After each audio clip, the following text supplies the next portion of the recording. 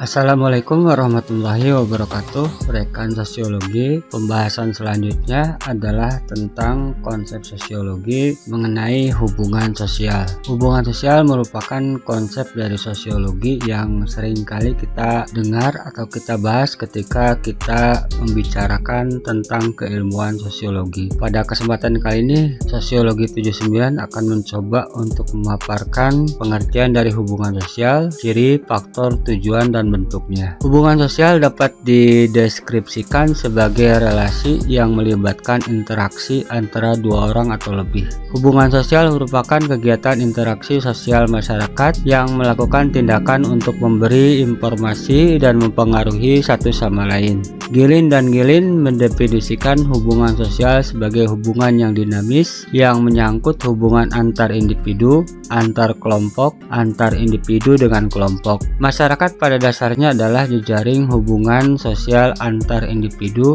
yang hidup dalam sistem sosial dan menamai dirinya sebagai masyarakat. Relasi sosial yang dibangun antar individu selalu melibatkan interaksi yang saling mempengaruhi satu sama lain. Hubungan sosial dengan demikian melibatkan pengaruh timbal balik antar individu.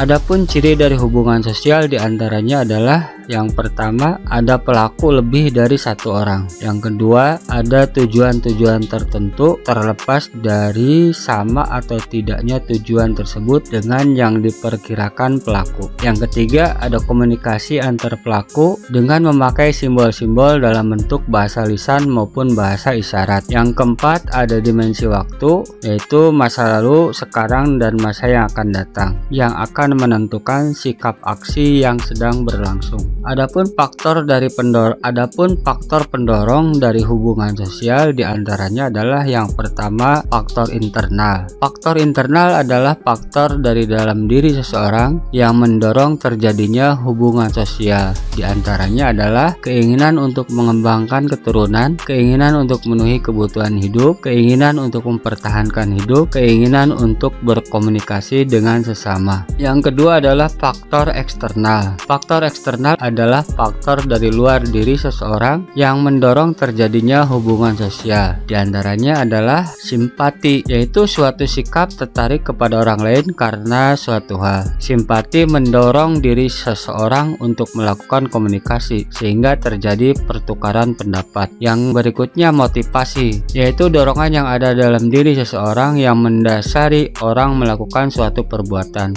Biasanya muncul rasionalitas seperti motif ekonomi. Yang berikutnya adalah empati, merupakan proses psikis, yaitu rasa haru atau iba akibat tersentuh perasaannya dengan objek yang dihadapinya. Yang berikutnya adalah sugesti. Sugesti adalah kepercayaan yang sangat mendalam dari seseorang pada orang lain yang muncul tiba-tiba tanpa pemikiran untuk mempertimbangkannya. Yang berikutnya adalah imitasi. Imitasi adalah dorongan untuk meniru sesuatu pada orang lain yang muncul karena adanya minat atas sikap mengagumi orang lain. Yang berikutnya adalah identifikasi. Identifikasi adalah dorongan seseorang untuk menjadikan dirinya identik. Itu dua faktor pendorong hubungan sosial, yaitu internal dan eksternal. Sementara itu tujuan dari hubungan sosial diantaranya adalah yang pertama, menjalin hubungan persahabatan. Yang kedua, menjalin hubungan usaha. Yang ketiga, mendiskusikan sebuah persoalan. Yang keempat, melakukan kerjasama dan lain sebagainya. Terdapat beberapa bentuk dari hubungan sosial yang tentunya sudah kita kenal. Yang pertama, hubungan asosiatif. Hubungan asosiatif merupakan hubungan sosial yang mengarah pada terwujudnya integrasi, persatuan, dan keteraturan sosial. Terdapat beberapa bentuk dari hubungan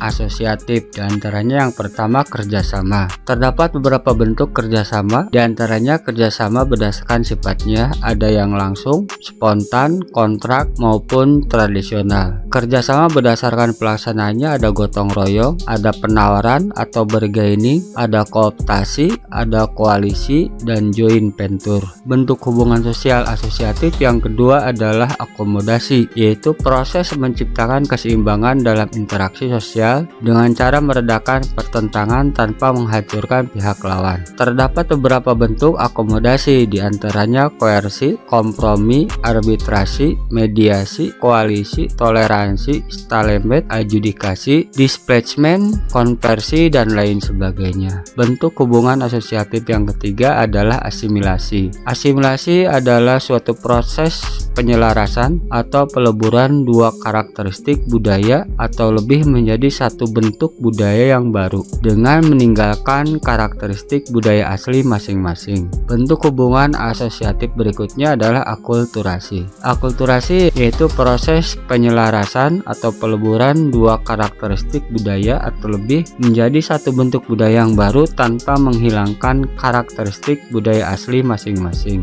Kemudian bentuk hubungan sosial yang kedua selain asosiatif adalah disosiatif. Disosiatif ini kebalikan dari asosiatif. Disosiatif merupakan hubungan sosial yang mengarah pada terwujudnya konflik, pertentangan, dan instabilitas sosial. Terdapat beberapa bentuk hubungan sosial disosiatif. Di antaranya yang pertama adalah persaingan. Yang kedua kontravensi. Kontravensi juga dibagi menjadi beberapa bentuk. Di antaranya adalah kontravensi umum, kontravensi sederhana, kontravensi intensif, kontravensi rahasia, dan kontravensi taktis. Bentuk yang kedua dari hubungan sosial disosiatif adalah pertikaian atau konflik.